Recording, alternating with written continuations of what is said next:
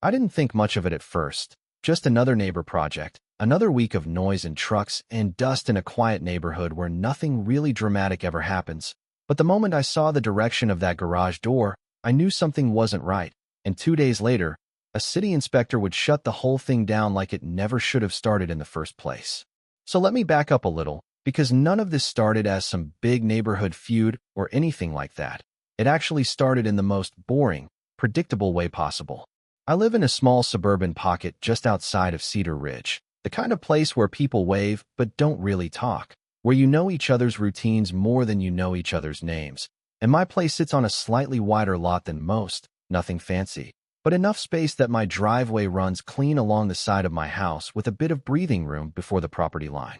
I bought the place about 6 years ago, and if you've ever gone through that process, you know how obsessive it gets. Paperwork, surveys, disclosures, all that stuff that feels pointless until it suddenly isn't. And I remember very clearly sitting at my kitchen table with the survey map spread out, tracing the boundary lines with my finger like I was studying for an exam, because I didn't want surprises later. I wanted to know exactly what was mine and what wasn't. And according to everything I had, that driveway was mine. Entirely mine. No shared access, no easements, no weird grandfathered agreements. Just a straight, clean line running about 2 feet off the neighbor's structure. Now, the house next door had been quiet for a while after the previous owner moved out, but a couple months before all this, a new guy moved in. His name was Victor Hale, mid-40s maybe, sharp dresser, always on his phone, the kind of guy who gives you a quick nod but doesn't slow down long enough for a real conversation. At first, nothing unusual. A little landscaping, some deliveries, standard stuff. Then one morning, I woke up to the sound of metal clanging and engines idling, looked out the window, and saw a crew tearing down the old shed in his backyard. Didn't think twice about it. People renovate all the time. Over the next week, it escalated: concrete trucks, wooden frames, stacks of materials, guys working from early morning into late afternoon, and I'd occasionally glance over while grabbing my mail or pulling into my driveway, just casually tracking the progress the way you do when something changes in your peripheral world. It all looked normal. Foundation poured, framing going up, nothing that screamed problem.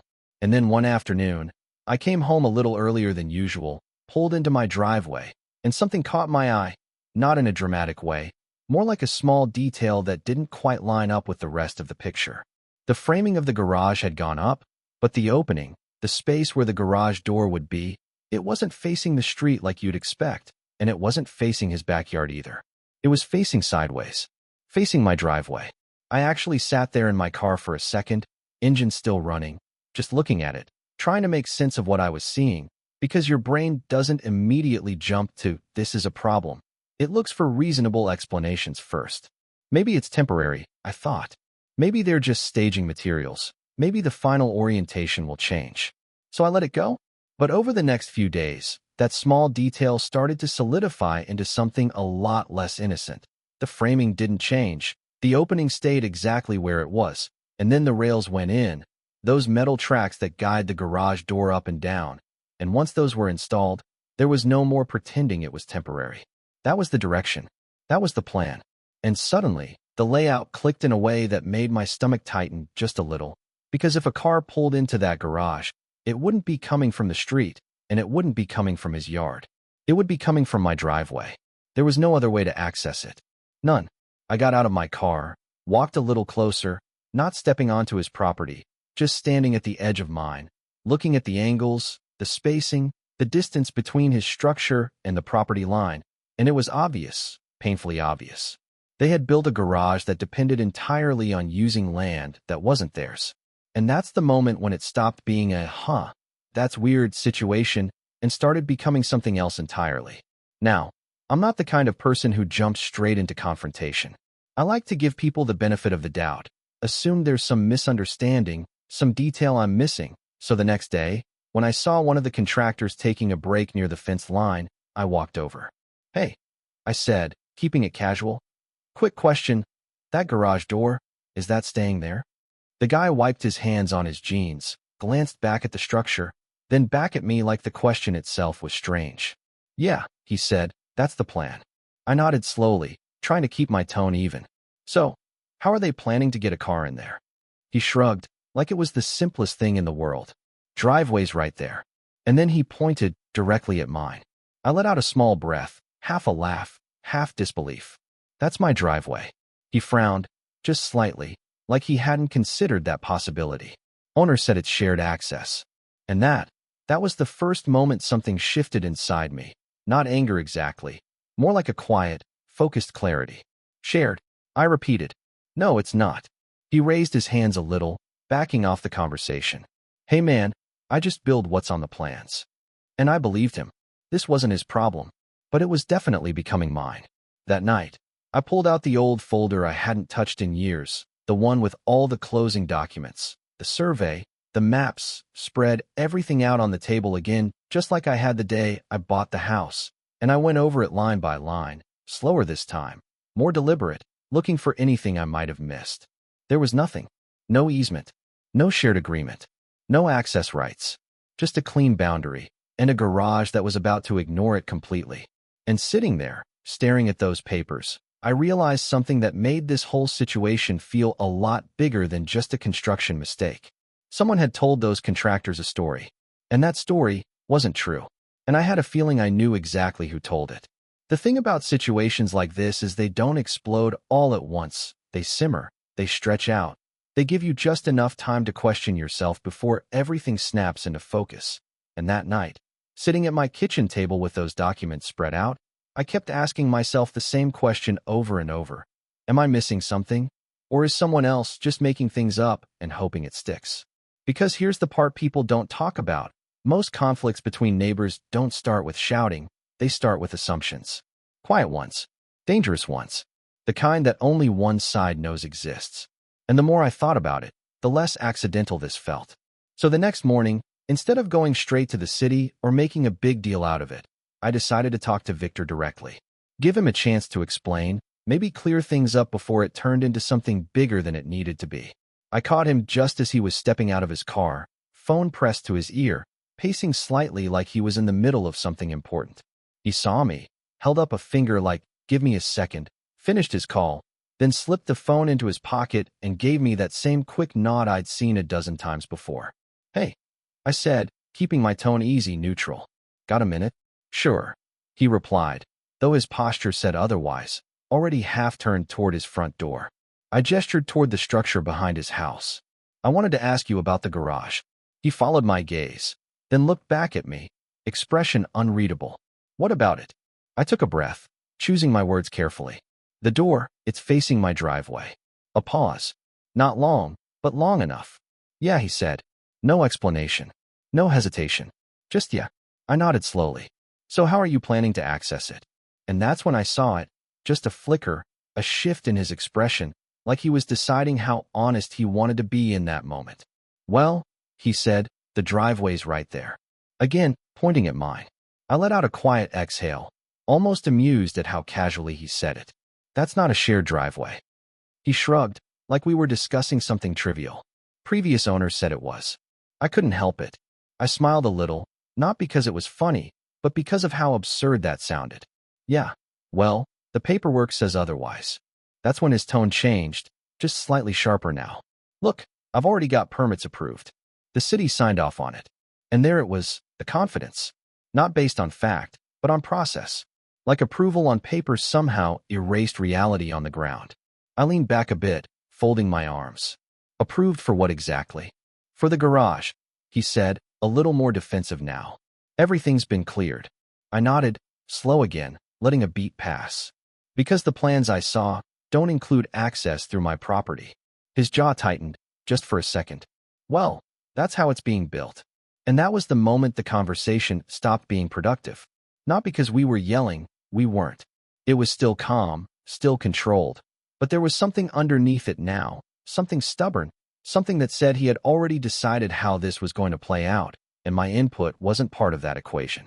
So I didn't argue, didn't raise my voice, didn't threaten anything, didn't escalate. I just nodded once and said, all right, I'll look into it. And I walked away. Now here's the thing. When someone tells you something that directly contradicts documented reality, you've got two choices. You either ignore it and hope it works itself out, or you verify, quietly, and let the system handle it. I chose the second option. That afternoon, I took photos, clear ones, angles showing the orientation of the garage, the proximity to the property line, the direction of the door tracks. Nothing dramatic, just facts. Then I scanned my survey, attached everything to an email, and sent it off to the city's building department. I didn't accuse anyone of anything, didn't demand action. I asked one simple question. Was this structure approved with vehicle access through my property? That was it. No emotion, just a question. And then, I waited. Now, waiting sounds easy, but it's not. Because every hour that passes, the structure gets closer to completion. Every nail, every panel, every piece of hardware makes the situation harder to reverse. And there's this quiet pressure building in the back of your mind. What if they finish it before anyone steps in? What if it becomes a too late situation? The next day, the crew kept working. I watched from a distance, not in an obsessive way, just aware now, hyper-aware, the kind of awareness you can't turn off once you've seen the problem.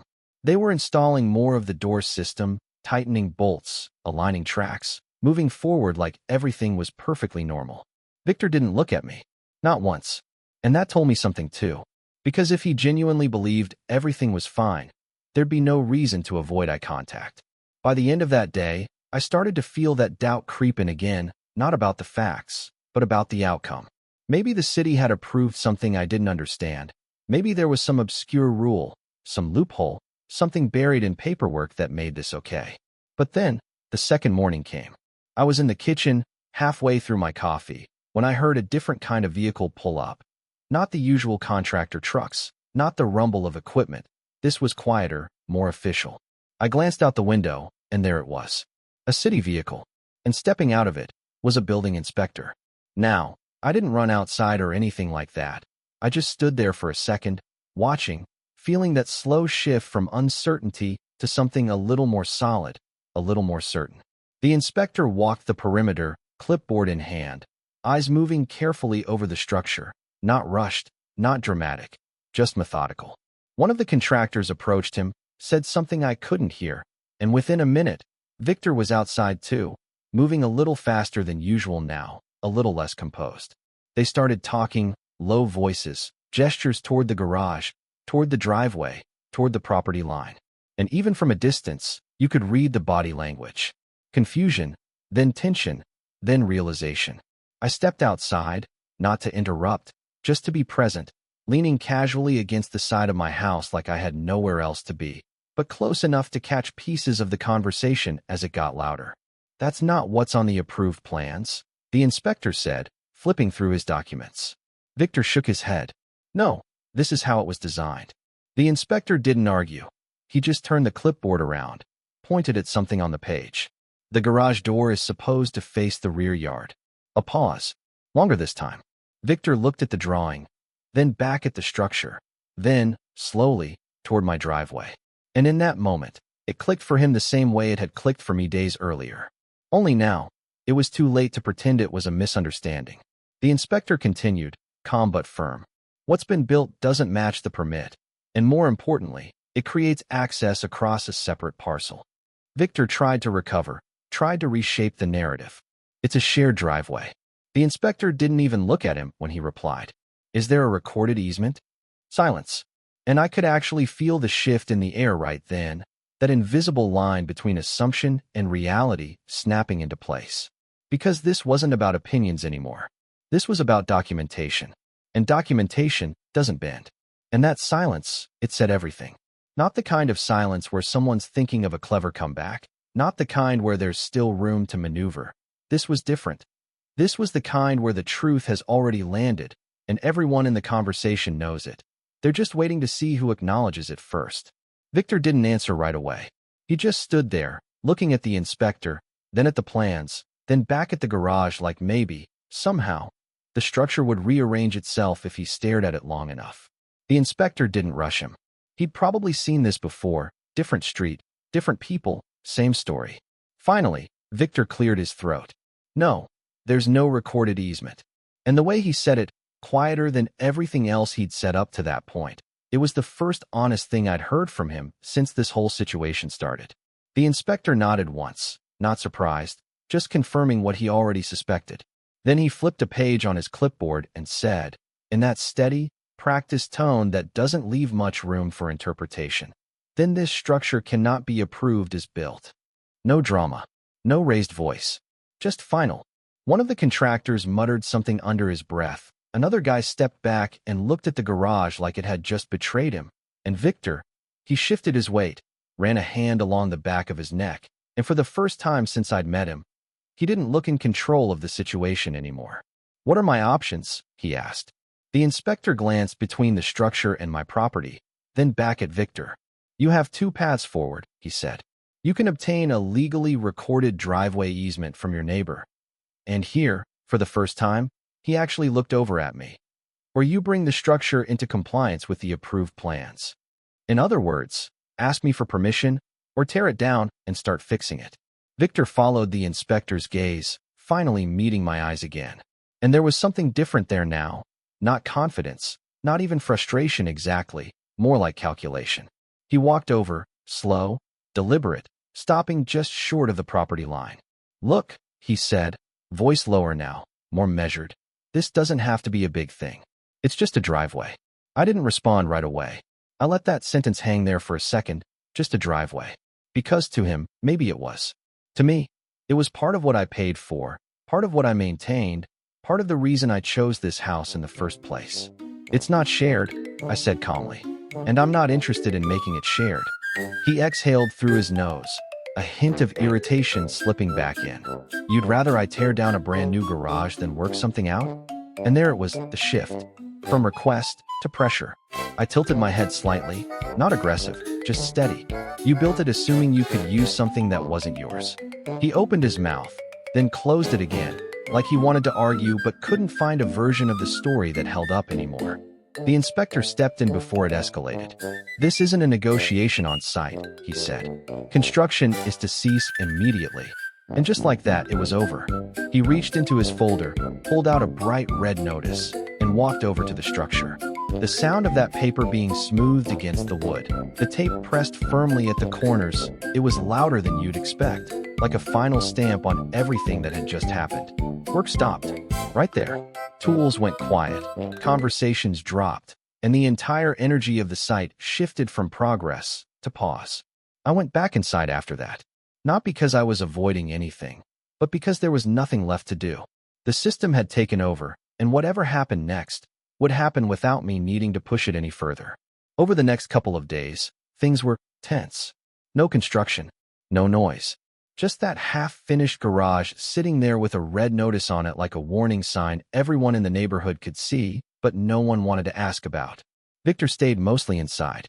When he did come out, he moved quickly. No phone calls in the driveway anymore. No casual pacing, just straight to his car and gone. And I'll admit, part of me wondered if he'd come back, try again, push for some kind of agreement, maybe offer money, maybe try to reframe the whole thing as a win-win. But he didn't. Because at the end of the day, there wasn't really a version of this where he had leverage. About 3 weeks later, the trucks came back. Same company, same crew, but the energy was completely different this time. No sense of building something new, just the quiet resignation of undoing something that should have been done right the first time. They started by removing the door tracks, unscrewing the hardware piece by piece, lowering the metal rails carefully like they were handling something fragile, even though it wasn't. Then the framing came out, the opening that had once faced my driveway slowly disappearing as they rebuilt the wall, closing it off, redirecting everything back toward his own property like it should have been from the start. I watched a little, not out of spite, not out of satisfaction exactly, more like closure. Because this wasn't about winning. It was about boundaries. Literal ones. A few days into the rebuild, one of the contractors walked over during a break, same guy I'd talked to at the beginning. He gave me a small nod, half smile. "Guess you were right," he said. I shrugged lightly. Wasn't really about being right. He chuckled. "Still would have saved a lot of time if they checked first." "Yeah," I said. "It usually does." And that was it. No hard feelings, no lingering drama, just a quiet acknowledgement of how things played out. Eventually, the garage was finished. Door facing the right direction this time. Access fully on his side. No overlap. No assumptions. No shortcuts. And life went back to normal. Mostly. Because here's the thing nobody tells you about situations like this. Even when it's resolved, even when everything is technically fixed, something lingers. Not hostility, not anger, just awareness. You notice things more.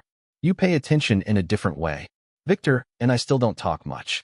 We do the occasional nod, the same way we did before, but now there's context behind it, a shared understanding of a line that was tested and held. And sometimes, when I pull into my driveway, I glance over at that garage, not because I'm worried, but because it reminds me of something simple that people overlook all the time. Just because something gets built doesn't mean it belongs there. Just because someone says it's fine doesn't make it true. And most of all, when a structure depends on land that isn't yours eventually, someone's going to notice. Now I'm curious what you think. If you were in my position, would you have handled it the same way? Or would you have worked out some kind of deal and let them use the driveway? And if you were in his position, would you have taken the risk in the first place, hoping it wouldn't get challenged? Drop your thoughts in the comments. Because honestly, situations like this happen more often than people admit, and everyone seems to have a different idea of what's fair. And if you've ever dealt with a neighbor dispute like this, I'd really want to hear how it played out for you.